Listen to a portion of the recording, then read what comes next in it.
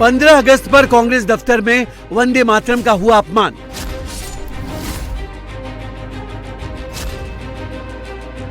आजादी के 80 साल बाद भी कांग्रेस ने राष्ट्रीय गीत को नहीं दिया सम्मान।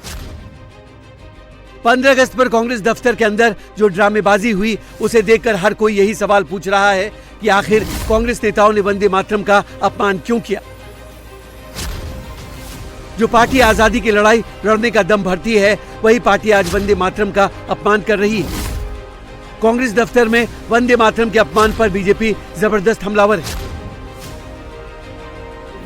बीजेपी नेताओं का कहना है कि कांग्रेस ने आजादी की लड़ाई में अपना जीवन खपा देने वालों का अपमान किया है।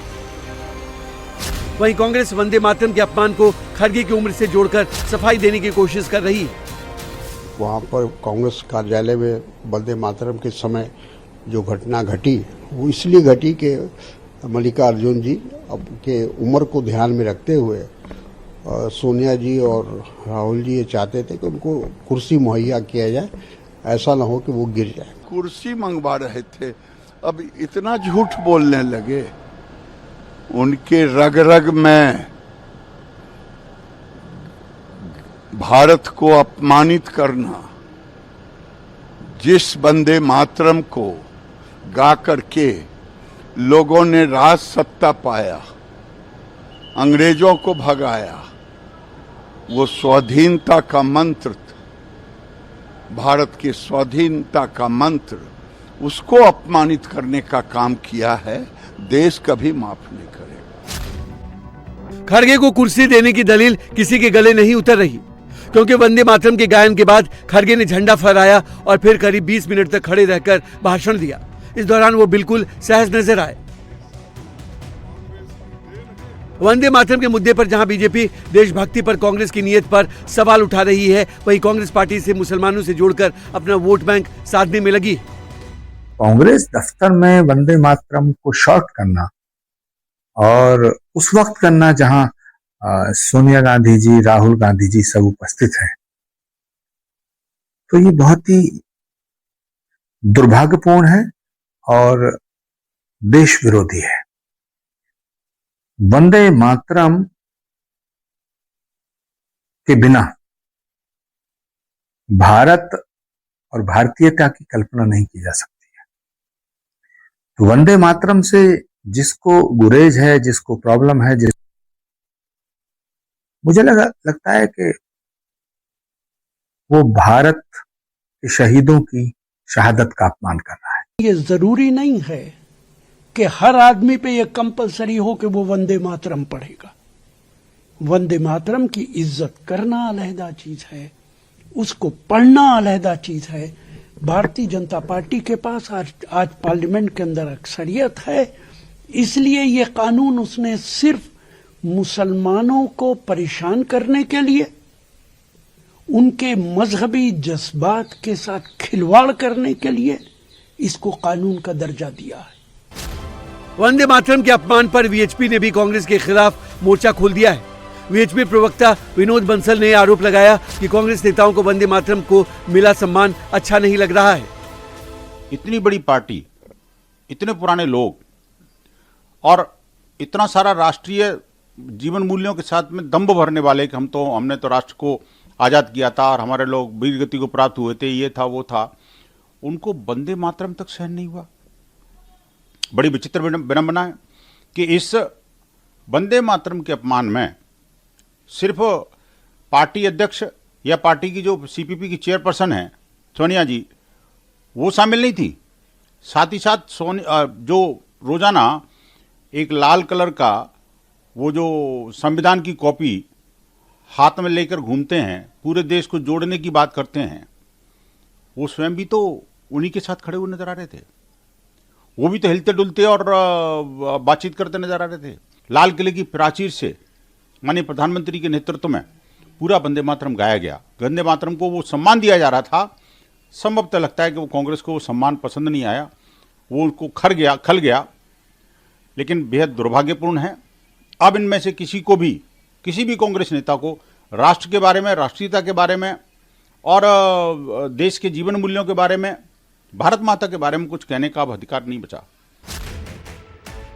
कांग्रेस दफ्तर में वंदे मातरम का अपमान हुआ और इसके बाद जिस तरह कांग्रेस ने सफाई दी, इसी सोच पर पीएम मोदी ने लाल किले के प्राचीर से सीधा प्रहार किया। पीएम मोदी ने देश को इसी सोच से बचने को कहा, देश को इस अर्बन नक्सल से मुक्त कराने का संकल्प लिया।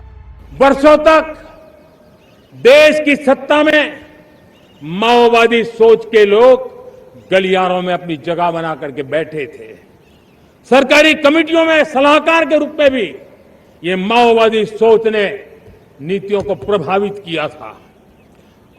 मेरे प्यारे देशवासियों, जंगलों में हमें हथियारी नक्सलों का खात्मा बुलाने में, उस संकट से देश को मुक्त कराने में सफलता मिली है।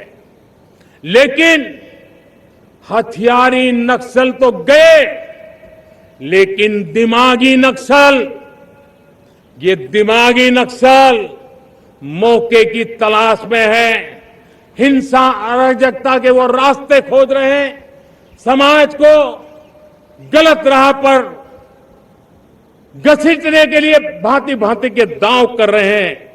इन दिमागी नक्सलियों को पहचानना होगा, इन दिमागी नक्सलियों को आइसोलेट करना होगा और राष्ट्र को विकसित राष्ट्र बनाने की मुख्य धारा की ओर देश की युवा पीढ़ी को जोड़ना होगा। अर्बन नक्सल पर प्रहार करके पीएम मोदी ने साफ संदेश दे दिया कि देश विरोधी ताकतों को देश के खिलाफ काम करने नहीं दिया जाएगा। पीएम मोदी के इस संकल्प में सबसे बड़ी ताकत युवा होंगे। मैं आज लाल किले से घोषणा कर रहा हूं कि हम आने वाले दिनों में सिविल डिफेंस का एक वाइब्रेंट नेटवर्क खड़ा करेंगे, आधुनिक व्यवस्थाओं से उनको परिचित कराएंगे, आधुनिक संकटों से नागरिकों को रक्षा करने की क्या व्यवस्था हो सकती है, एक बहुत बड़ा वॉलेंटरी फोर्स सिविल डिफेंस का आधुनिक चुनौतियों को पार करने वाला हम बनाने वाले हैं। लाल किले से मैं देश के नौजवानों के लिए घोषणा करना चाहता हूं। हमने तय किया है कि आने वाले 1 वर्ष में 1 करोड़ युवाओं को एआई स्किल के लिए ट्रेनिंग देने का हम काम करेंगे। हमारे मध्यम वर्गीय परिवारों के सामने एक बहुत बड़ा बोझ बन चुका है कोचिंग क्लासेस की स्पर्धा। हर माँ बाप को लग रहा है कि कोचिंग क्लास में बच्चे को नहीं भेजा तो हम प्रतिष्ठित परिवार नहीं है।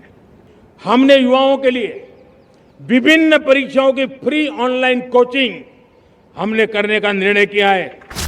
पीएम मोदी ने लाल किले से युवाओं को अर्बन नक्सल से बचाने का रोड मैप बताया, तो वहीं संघ प्रमुख मोहन भागवत ने देश कैसे विश्वगुरु बनेगा इसका संदेश दिया। युवा पीढ़ी के लिए इसलिए भारत में ऐसा मानते हैं कि वो हमारा डेमोग्राफिक डिविडेंड है